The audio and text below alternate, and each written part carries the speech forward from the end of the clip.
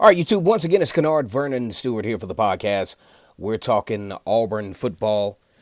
Go ahead and like the video. Go ahead and smash the subscribe button. We're talking about the Iron Bowl, easily one of the best rivalries in all of sports. In the state of Alabama, it's either War Eagle or Roll Tide. The state of Alabama literally stops in its tracks for this game for 365 days of bragging rights. A lot on the line for the Crimson Tide as they make an attempt to win their second consecutive national championship. These guys are actually pretty good at winning national championships, especially under the Nick Saban era. We're starting to lose count as far as national championships there. Like the video, comment, and subscribe to Vernon Speak Sports Auburn. And as always, it's great to be an Auburn Tiger, War Eagle. All right, in the comment section, go ahead and tell us where you are from. This is a Alabama versus Auburn rivalry that dates all the way back. Dates back a long time. This is a team that the only time they stopped playing was during World War II. One of the best rivalries in all of college football and arguably the best in-state rivalry in the nation.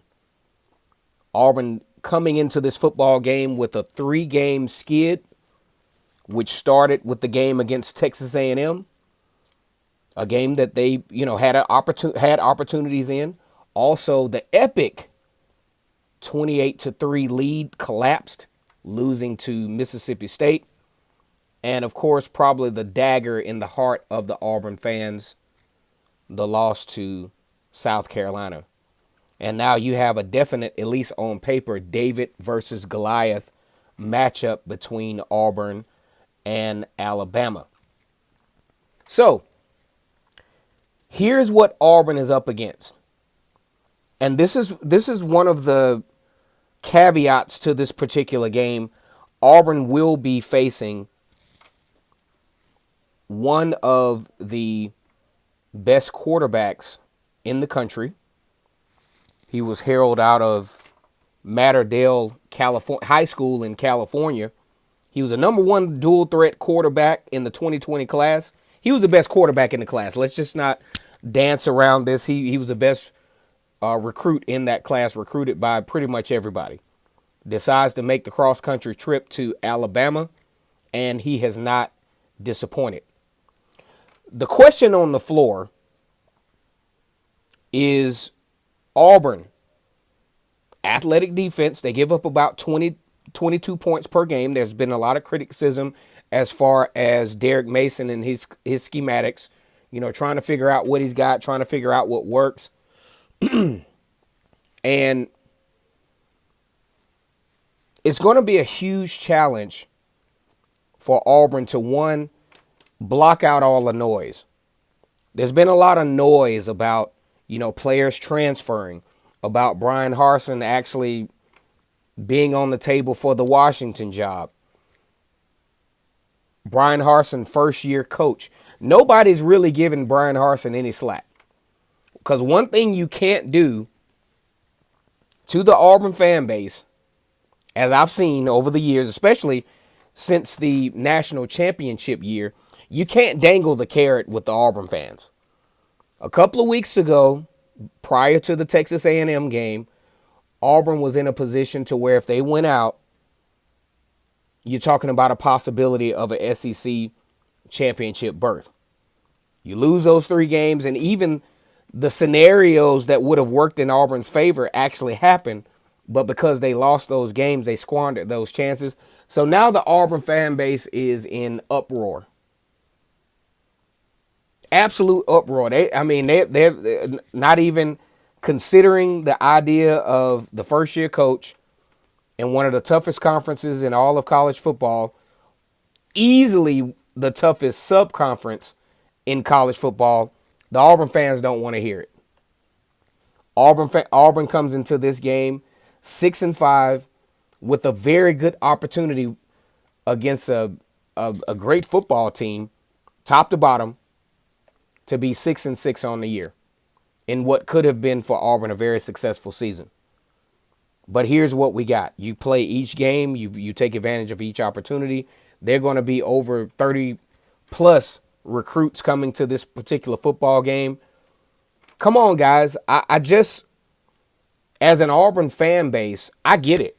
I get you want that relevance. You want that relevance of the 2010 national championship. You want that relevance of 2013, 2 years later. You got guys on the 2010 football team that could have had two national championships. That started this whole, what we have now, what we call expectation. It's a lot of expectation now. Auburn fans have to understand the idea of due process. And not to make any excuses for Brian Harsin. I like the guy. I think he really represents Auburn well. I think he has put his team in position every week to win games. There were some decisions made in game that have been questionable. But all in all, Auburn has had opportunities in each and every game that has been played this year. But the Auburn fans don't want to hear that. And I get it. I understand. You're a fan. You want your team to put out the best output possible. And that's understandable. But what I really want Auburn fans to understand is, just like Auburn recruits relatively well and has recruited relatively well, even under the Gus Malzahn era, other teams recruit relatively well too. Auburn right now sitting at 30 ranking. With, I keep telling y'all, the kicker, the punter is what's bringing the ranking down. And you also have early signing day, which is coming soon. And these next few weeks are going to be very pivotal for Auburn as to whether we can see signs of recruiting that will take Auburn to the next level. But here's what Auburn has in front of them coming this Saturday. You got Bryce Young. Bryce Young, arguably one of the the best quarterback of the 2020 recruiting class. He has a lot of talent around him. And this is probably one of the most uniquely talented quarterbacks in the country. Real sneaky as far as his abilities, because a lot of his abilities it doesn't like to display. For one, Bryce Young is considered a dual threat quarterback. As a quarterback, Bryce Young doesn't really like to run the football. He'll do it, and he'll really hurt you doing it. But he likes to go through all of his progressions, and when he does decide to run, it's really a dagger in the heart. So let's look at Auburn's defense. Auburn actually has one of the better linebackers. You got the Ricochet Rabbit. You got the Ricochet Rabbit. He's Zacoby McClain, one of the more athletic linebackers in all of SEC, who's going to be primed and ready for this football game. You also, hopefully, in this game, you have Owen Pappoe coming back, because I think Owen Pappoe can really be a solid entity of the defense for the Tigers. So let's look at Bryce Young, for example. Bryce Young, his lowest output of this season has been 227 yards, and that was against Mercer. Pretty much ranging around that 300, 350 range as far as passing yards in a game.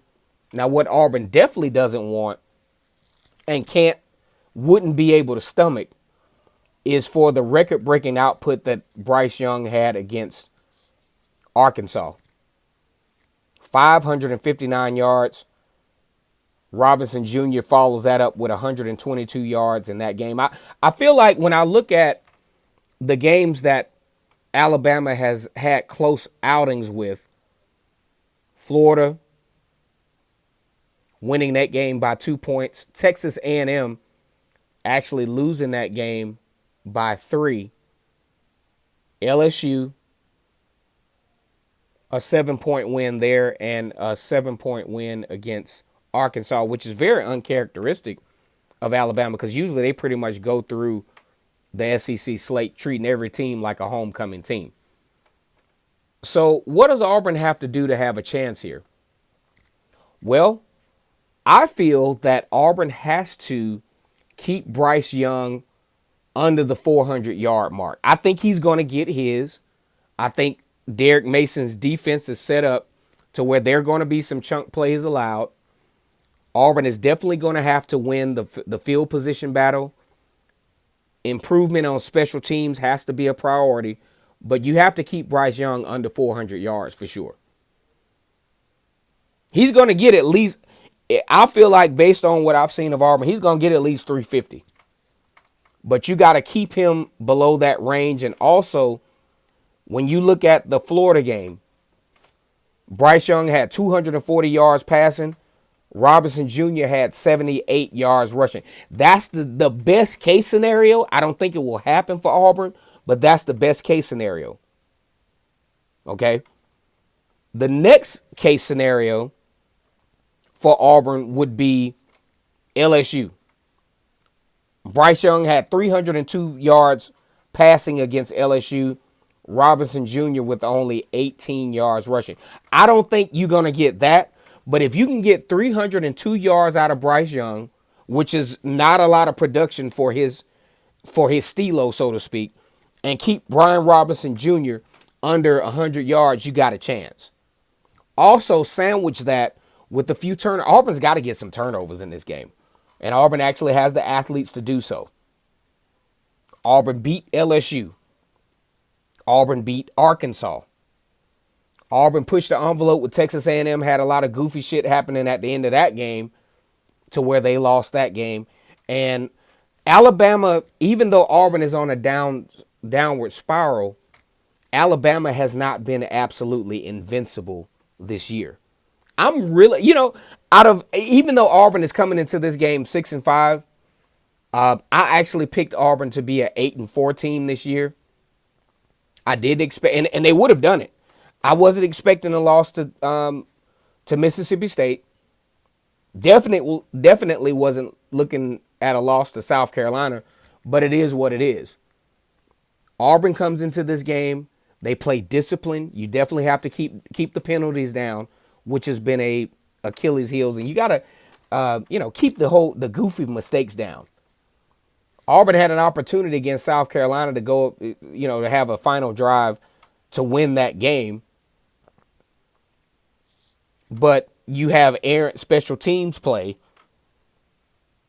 and you have a fumble for a loss on a punt. Like those are things that just can't happen in this game. Auburn has the athleticism to challenge Alabama, especially at the line of scrimmage. You got T.D. Moultrie back.